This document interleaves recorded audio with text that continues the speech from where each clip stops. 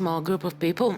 Even though I've only started posting, I see it's a common thing for YouTubers, which I'm not, by the way, to say, please like, subscribe, share at the beginning of the video. I've never really understood that. It's like judging a book by its cover. Shouldn't it come after? You watch the thing and then you decide if you liked it or not. So don't like my video right away. In fact, don't like it at all. Or at least don't like it immediately. Maybe that can be my intro. You can, but you know what I mean. I'm not gonna draw you a picture. Although I do draw pictures. Is it my Alzheimer's? Maybe it's just... Just let your soul glow. Just let it shine through. I can't subscribe to that. Your ideas are intriguing to me, and I wish to subscribe to your newsletter. Ooh, okay, I'm losing my train of thought here. Let's get back on track. Not like this. There we go. That first image is the perfect metaphor for the mess that is trans ideology. I'll try not to repeat what others have already said. Instead, I'll just offer a short glossary of terms used by trans activists. Both the so-called true transsexuals and the TQ crowd.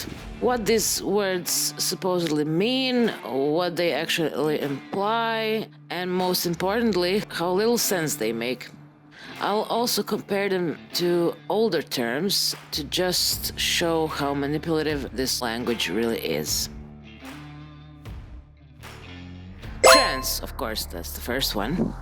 The so-called true transsexuals say it means going from one thing to another, which is correct etymologically.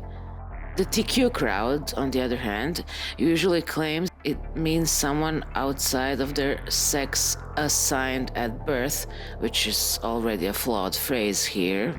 I didn't even start, it's already flawed. Or outside of their gender. Whatever that's supposed to mean. By that logic, practically everyone is trans. Maybe that's the point. And yes, the true trans people are right about one thing. Trans means on the other side. What they get wrong is pretending that this implies to sex. It doesn't. Because you can't cross over. You can't become the other sex. These days, many of them, in an attempt to save face, admit what sex they are. And they claim transsexuals have always said that this is what makes them different from the TQ crowd or the transgenders. They haven't. It's always been about their deception, about passing, about legally changing sex, which is just institutionalized lying. I'd like to be considered a woman. I am a woman. I work very hard to be a woman. Well, I'm very happy, but I'm not quite fulfilled until I get my sex change and become a complete woman. Why are you saying we man? We look like women. Have you ever felt that you wanted to end your life? Oh, many times. And I just think about changing to a woman, hoping that would be an escape. Sexuality is many more things than what your sex chromosome pattern is. Socially and legally, your sex chromosome pattern has nothing to do with it. I am a woman. My gynecologist will attest to that. My documents all say that I am a woman, and I live as one. Transgender women are as much women as any other woman. He says that because men are defined as adult human males, then therefore trans women who are biologically male are men. I see the logic, I get it. I understand that's not my opinion. I'm not going to argue that I wasn't born male. I absolutely was. But I would make the argument that I'm not entirely male anymore. I wouldn't make the argument that I'm entirely female now, but I'd make the argument that I'm maybe somewhere in between. No matter what we do, we are always and only the gender we were assigned at birth. Points of view that suggest that no matter what I do, I'll never be a woman yet. Ain't I a woman? Oh my God. The whole time It's pretty much the same thing. Cisgender. Oh, this lovely term. Since the so-called trans movement always piggybacks on the gay rights movement. This word is a product of that. Back when gay and lesbian were insults, sickness, perversions, even crimes for a gay man, especially, some straight people rejected being called straight or heterosexual. They didn't want to label. It was those people are the weird ones, the queers. We're just normal. But even then, people knew the basic truth. Some people are attracted only to the opposite sex, some to the same, some to both. When homosexuality was decriminalized and depathologized, more heterosexuals became comfortable with using that word for themselves. Because it describes a real observable category. There's nothing offensive about it. Hetero means different, so you're attracted to something that's different in terms of sex, which is the opposite sex. There's nothing insulting about it, and there's nothing insulting about homosexual. Homo means the same, sexual means sexual attraction. I don't see any problems with these categories. Because they make logical sense etymologically, and they describe a real observable category. Cis, however, is different. It tries to mirror that same logic, but in the context of gender identity, which is an incoherent idea to begin with. If you can't actually be trans because you can't cross over, then saying someone is cis on the same side is meaningless. We're all on the same side, whether we like it or not, regardless of surgeries, hormones, clothing, or self-perception. This fake distinction creates a fake category within the category we already belong to. Don't you find that kind of ridiculous? No, no, no.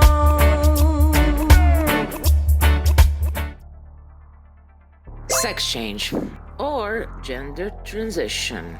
Even though I think the old school transsexuals, so-called, were just as deluded as modern activists in believing you could change sex, the term sex change at least referred to the body, specifically to secondary sex characteristics, especially genitalia.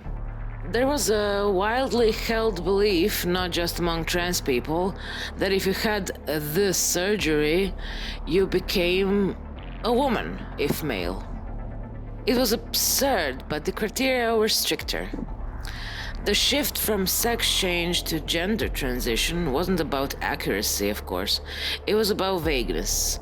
Gender transition is blurrier, disconnected from the body, based on stereotypes, as if cross-dressing counts as transformation, and it opens door to self-ID. And children can come too, inclusive, open to everyone. Trans woman and trans woman. This one is relatively clever.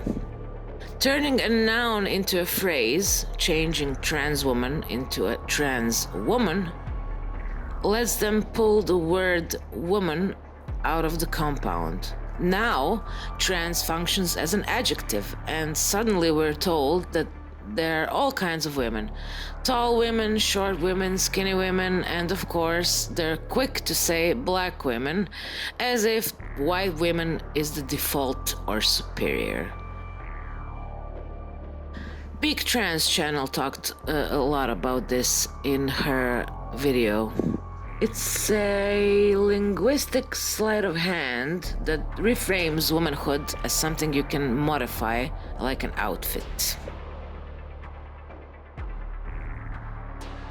Vaginoplasty. Odd one to include here, but it shows the takeover perfectly. To undergo a medical procedure on a vagina, you have to have one. A surgical wound or a cavity designed to resemble a vulva performed on a male body is not a vagina, my dears. I'm very sorry. Vaginoplasty is, and always was, a surgery for women. But if you Google it now, you'll see it redefined as something for trans women. You cannot have that term either. Call this operation something else. Biological sex, sex assigned at birth. Yes, we all know this one. And yes, sex is not assigned, it's observed and recorded. When confronted with this fact, trans activists deflect, saying that what's assigned isn't sex, but gender, and that doctors and parents can't know how a child will identify later. This deliberately confuses sex with stereotypes, of course. The point is to sever our understanding of sex from our reality, to make it seem arbitrary, something decided by others rather than innate and observable.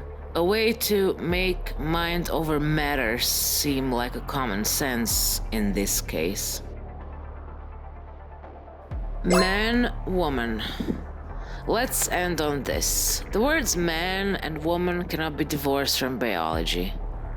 A woman is an adult human female. Animals are male or female. Bulls and cows. For humans, we use man and woman. So man, an adult human male, can never be a woman, full stop. Just like a bull can never be a cow, and vice versa. Thank you for listening for this short glossary. I'll probably go into more complex stuff in the future. Thanks and goodbye.